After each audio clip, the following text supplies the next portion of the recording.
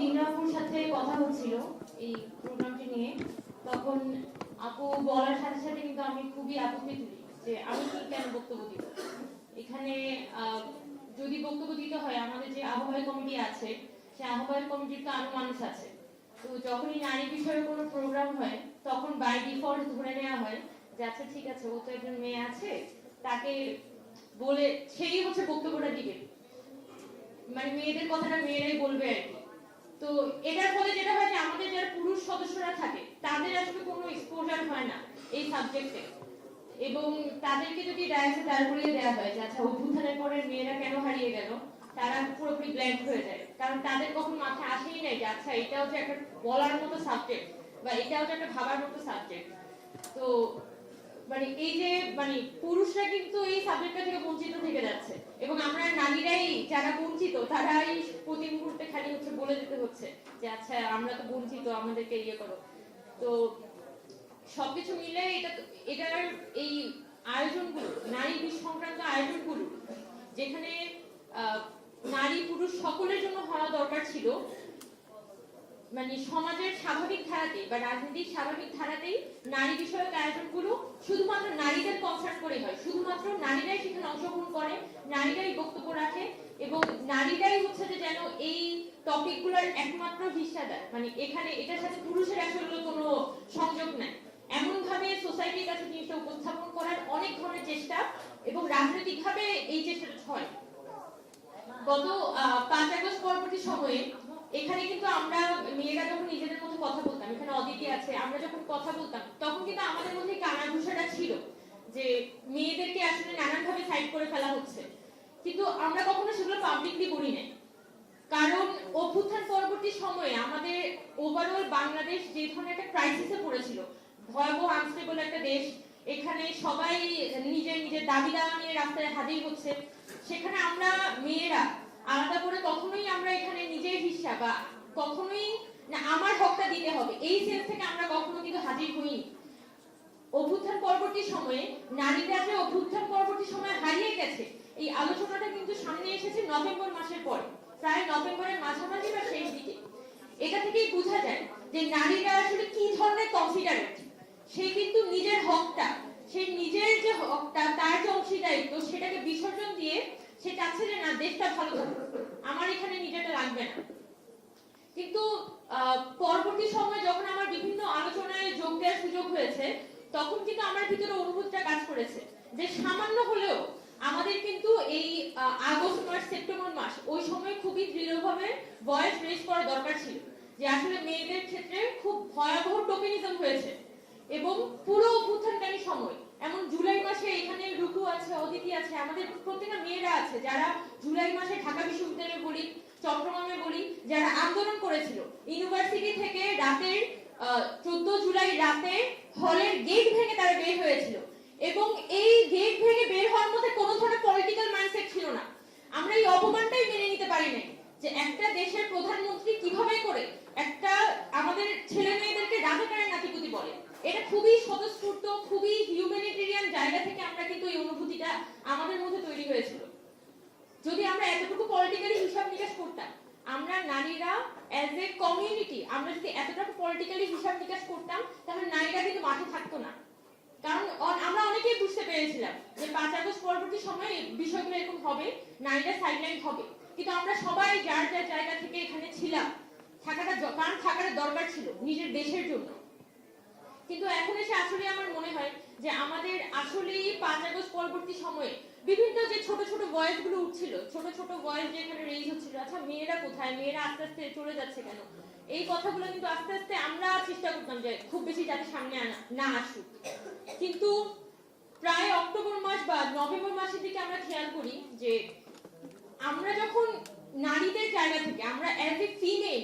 আমরা যখন কনসিডারেশনটা দেখাচ্ছি, আমাদের মেল কাউন্টার পার্টরা কিন্তু ওই কনসিডারেশন দেখাচ্ছে না, তারা সেটার সুযোগ নিচ্ছে,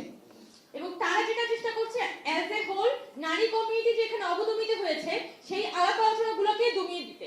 বা খুবই নারী সেন্ট্রিক করে রাখতে, যাতে শুধুমাত্র নারীরা এটা নিয়ে কথা বলে, এটার সাথে পুরুষদের আসলে কোনো সংযোগ নেই। তো এই বাধাগুলোকে ভাঙাটা আসলে অনেক বেশি গুরুত্বপূর্ণ। জাতীয় নাগরিক কমিটি এখানে দিনাজপুরে যে উদ্যোগটা নিয়েছে যে আচ্ছা মেয়েদেরকে অন্তত একসাথে নিয়ে আসা, মেয়েদের কথাগুলো সামনে আনা। এর মধ্যে বিচ্ছিন্নভাবে অনেকগুলো প্ল্যাটফর্ম থেকে কিন্তু আলাপ আলোচনা হয়েছে, অনেকগুলো প্ল্যাটফর্ম কিন্তু এই মেয়েদের বিষয়টা নিয়ে কাজ করতে চেয়েছে, কিন্তু আমাদের যেটা প্রাথমিক আলাপ, আমরা যেটা একদমই ভিতর থেকে ফিল করি যে পদ পদবি এইগুলাকে আসলে নারীকে সিগনিফাই করা,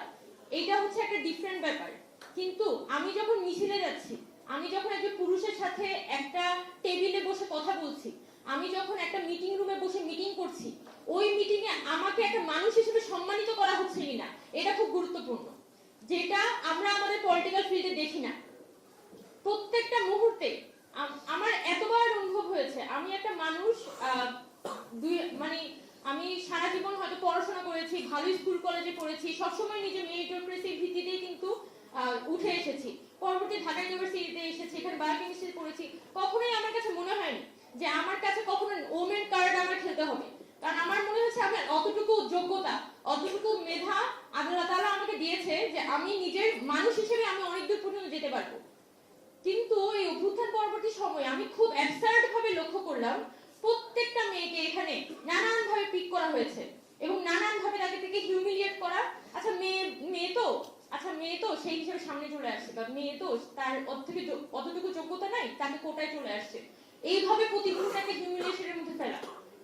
এবং অভ্যুত্থান পরবর্তী সময়ে যখন নুসরাতকে একদমই টার্গেট করে হিউমিলিয়েট করা হয়েছিল, তখন কিন্তু আমি বলতে বাধ্য হই যে গভর্নমেন্টের পক্ষ থেকে কিন্তু একটা স্টেটমেন্ট কোনো দেয়া হয়নি, এবং ওই নুসরাতের হিউমিলিয়েশনটা ব্যক্তি নুসরাতের হিউমিলিয়েশন ছিল না, এটা কিন্তু অ্যাজ এ হোল নারী কমিউনিটিকে হিউমিলিয়েট করার জন্য ব্যবহৃত হয়েছিল। কিন্তু আমরা সরকারের কাছে কিন্তু তখন বলেছিলাম যে আপনারা অ্যাটলিস্ট একটা বিবৃতি দেন, যেহেতু এখানে ফেসবুক বলি বা আমাদের সোশ্যাল মিডিয়া গুলো বলি, এগুলো কিন্তু অনেক বেশি আওয়ামী স্পন্সর, মানে আওয়ামী লীগের একটা বিশাল বোর্ড বানিয়ে এখানে কাজ করে, এবং তারা একদম টার্গেট করে এই যে নারী কমিউনিটিরা আছে তাদেরকে নানান ভাবে সাইলেন্ট করে ফেলার চেষ্টা করছে, বা তাদেরকে নানান ভাবে হিউমিলিয়েট করার চেষ্টা করছে। সেই জায়গা থেকে আমাদের গভর্নমেন্টের তো একটা সাপোর্ট দরকার। কিন্তু আমরা সেখানে দেখলাম যে সরকারের পক্ষ থেকে আমরা আসলেই সেই ধরনের কোনো রেসপন্স পাইনি। এবং একদম শুরুতে যদি অ্যাটলিস্ট আমাদের চিফ অ্যাডভাইজার বলি বা আমাদের তথ্য মন্ত্রণালয় বলি, যে কোনো একটা সরকারের পক্ষ থেকে যদি একটা অন্তত স্টেটমেন্ট দেওয়া হয় হতো যে আমাদের নারীদের উপরে যদি কোনো ধরনের হ্যারাসমেন্ট আসে বা এই ধরনের অনলাইন অফলাইন স্পিয়ারে যদি হ্যারাসমেন্ট হয়, আমরা সেটাকে টলারেট করব না, তাহলে এটার কিন্তু সামাজিক মূল্য অনেক বেশি হতো। কিন্তু আমরা সরকারের পক্ষ থেকে উদ্যোগগুলো দেখিনি, যার ফলাফল হচ্ছে আজকে আমরাও হ্যারাসড হচ্ছি, আমরা খুব ওপেনলি হ্যারাসড হচ্ছি। রাস্তায় একটা র্যান্ডম মেয়ে সে হেঁটে যাচ্ছে, যে হয়তো অভ্যুত্থানের সময় খুব ভালো ভূমিকা রেখেছিল, তাকে ভিডিও করে করে তার রিলস প্রকাশ করা হচ্ছে। আমি একটা রাস্তায় হেঁটে যাওয়ার সময় আমার ভয় থাকতে হয় যে আমার ওনাটা ঠিক আছে নাকি, আমি হাঁটা চলাটা ঠিক আছে নাকি। এটা কেন হবে?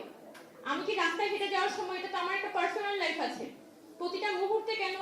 আমার ভয় থাকতে হবে যে না কেউ আমাকে ভিডিও করছে কিনা, কেউ ছবি তুলে যাচ্ছে কিনা, আমি কোন জায়গায় গিয়ে বসলাম এটা নজর রাখছে কিনা। এই যে মানুষকে প্রতি মুহূর্তে একটা হিউমিলিয়েট করার মনোমানসিকতা, এটা আমি নারী না হলে আমার সাথে হইতো না।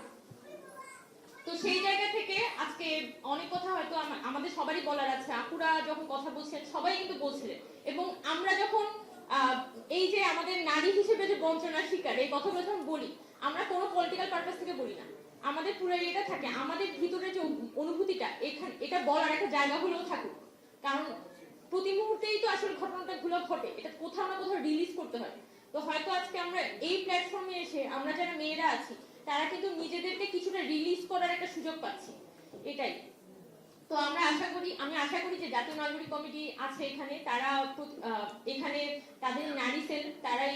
আয়োজনগুলো কন্টিনিউ করবে, এবং আমরা বৈষম্যবিরোধী ছাত্র আন্দোলনের পক্ষ থেকে আমাদের একটা নারী সেল গঠিত হচ্ছে। এছাড়া আমরা বৈষম্যবিরোধী ছাত্র আন্দোলনের পক্ষ থেকে খুব শীঘ্রই নারীদের নিয়ে খুব বড় একটা প্রোগ্রাম আয়োজন করব, এটা আমরা নিজেদের মধ্যে আলাপ করছিলাম। তো আশা করি যে এখানে আমরা যারা